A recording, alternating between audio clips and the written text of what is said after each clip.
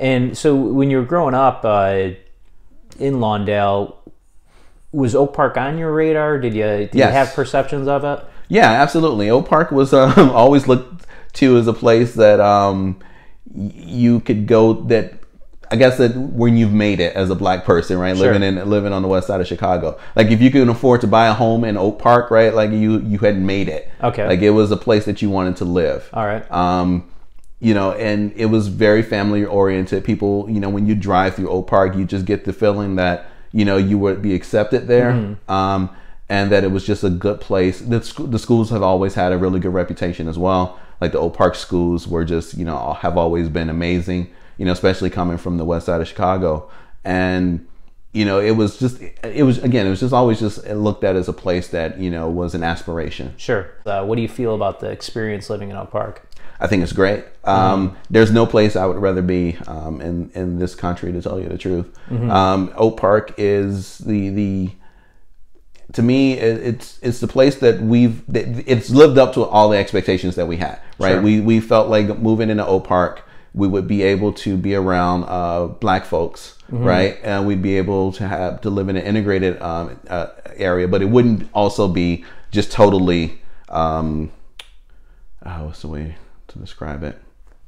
We were looking for a place that accurately represented the world. Sure. In terms of demographics. I feel like Oak Park is that place. When I see somewhere like that, and I see the output of that place, and then I look at the achievement gap that we have here, and it only leaves me to believe that we're doing something wrong. Yeah. You know, like I just don't see how you can have one and the other. And of course, people say, well, you know, Providence St. Mel selective enrollment. Sure it is. But the pool is different too, right? Yeah. Mm-hmm. You know, like, I mean, there's always the argument that it's income, that it's, you know, two-parent households, yeah. whatever. When you look at the pool that Providence St. Mel was drawing from, mm-hmm. income is predominantly going to be low income, right? I mean, they give out so many scholarships. Mm-hmm.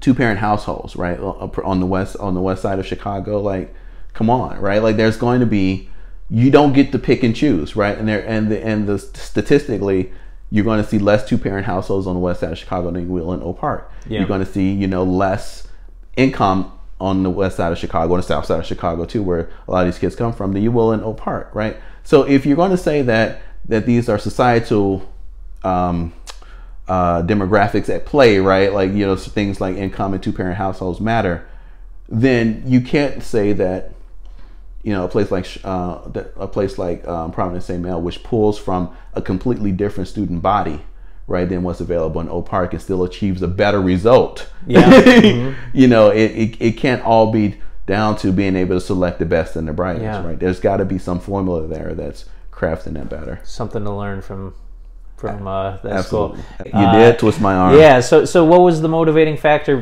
beyond my persuasion that got you to run for the village board?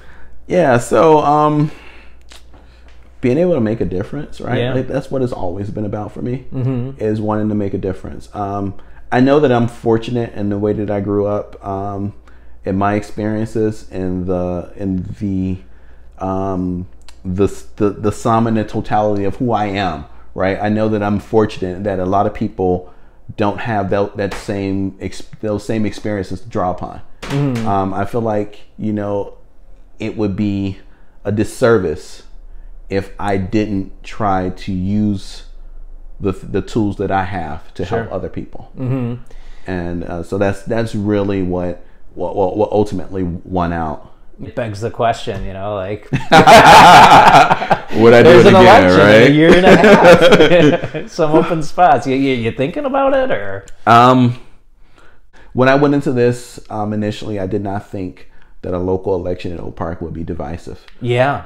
It turned out to be. Mm-hmm. It turned out to be a lot more divisive than I wanted it to be, than I expected. Yeah. And you know, I didn't get into it for that, right? I didn't get into it to fight with folks. Sure. I didn't get into it to, you know, be a contrarian voice to, you know, to the, you know, I mean, there's people who are going to disagree with you. I'm fine with that. I didn't want to be in a situation where I felt like I was involved in Chicago politics. Yeah.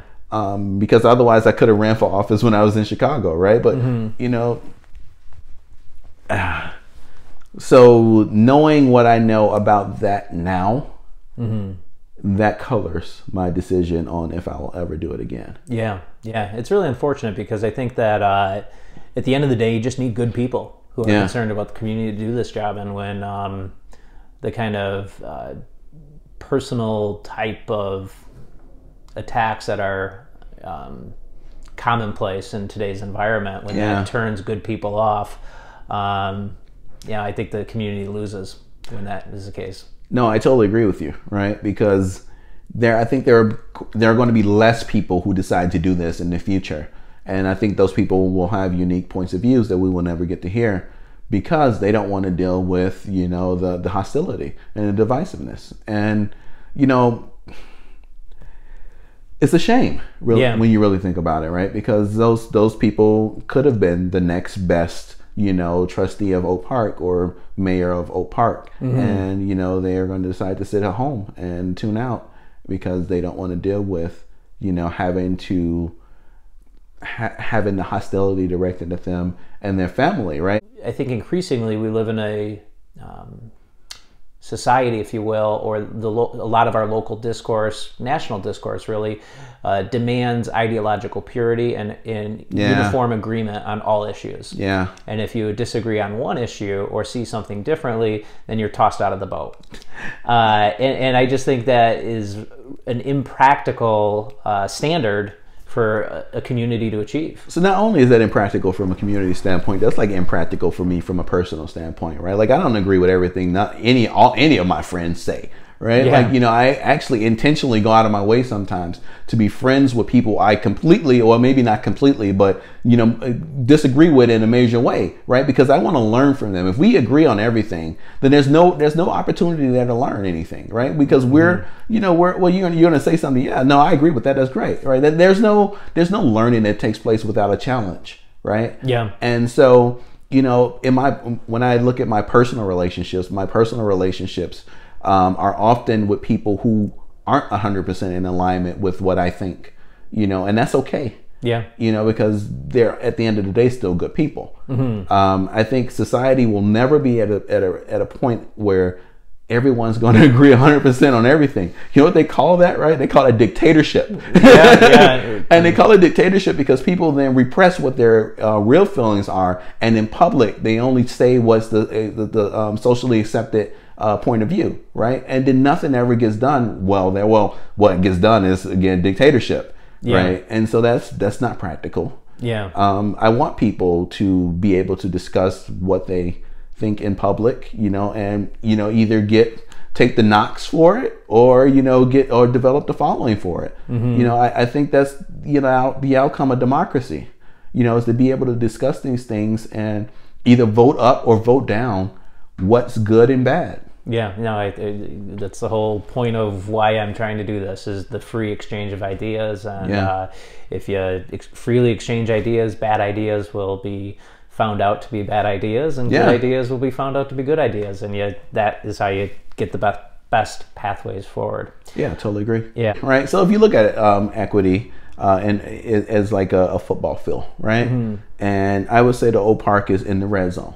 Sure. Right. We're inside the 20.